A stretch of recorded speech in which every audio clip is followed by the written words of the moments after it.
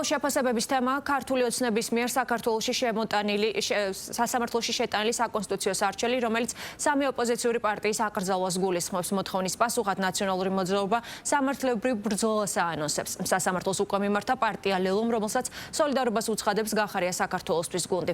ოპოზიციური პარტიები ამ ნაბიჯს არაკონსტიტუციურად და დიქტატურის მორიგ გამოვლინებად აფასებენ. შეგახსენებთ, ნაციონალური მოძრაობა, ახალი და ლელო ის სამი პოლიტიკური ძალაა, რომელთა გაუქმების მოთხოვნით სახელისუფლებო გუნდმა საკონსტიტუციო სასამართლოს მიმართა. გადაწყვეტილების მისაღებად სასამართლოს 9 თვიანი ვადა აქვს.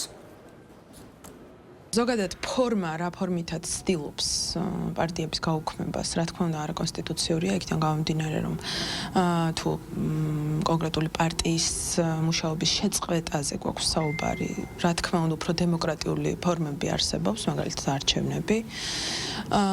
შესაბამისად, თუმცა რა თქმა უნდა ნაციონალური მოძრაობის მიერ გადადგმული ნაბიჯებიდან გამომდინარე არსებობს ის მდგენელები, რომლებმაც განაპირობეს, რომ ამ სარჩელში ნაციონალური მოძრაობა არის, მაგრამ ბუნდოვანია, რატომ არის მოხსენიებული ამ სარჩელში ლელო და შესაბამისად რა კრიტერიუმებითაც ოცნება მიხელმოწყენელა, რა თქმა უნდა, არის ბუნდოვანი. ის ქმედებები, რომელიც ამ კონკრეტულმა პარტიათა გაერთიანებამ, კოლექტიურ ნაცმოძრაობამ დაუშვა, პრინციპულად ეწინააღმდეგება ყველანაირ პრინციპს, რომელთაც უნდა არსებობდეს პოლიტიკური გაერთიანება. ყველანაირს.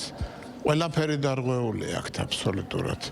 რევოლუცია, პროცესი, რომელიცაც წარმართავს კოლექტიური ნაცმოძრაობა, არის კატეგორიულად მიუღებელი ნებისმიერი სახელმწიფოსთვის, ნებისმიერი დემოკრატიული საზოგადოებისათვის. ასე რომ ამ ადამიანებმა თავად მოწყვიტეს, მოიკვეთეს თავი პოლიტიკური სივრციდან, პოლიტიკური ცხოვრებიდან და ელემენტარულად კონსტიტუციასთან შესაბამისობის დაფიქსირება ხდება იმ სარჩელით, რომელიც ჩვენ შევიტანეთ საკონსტიტუციო სასამართლოში.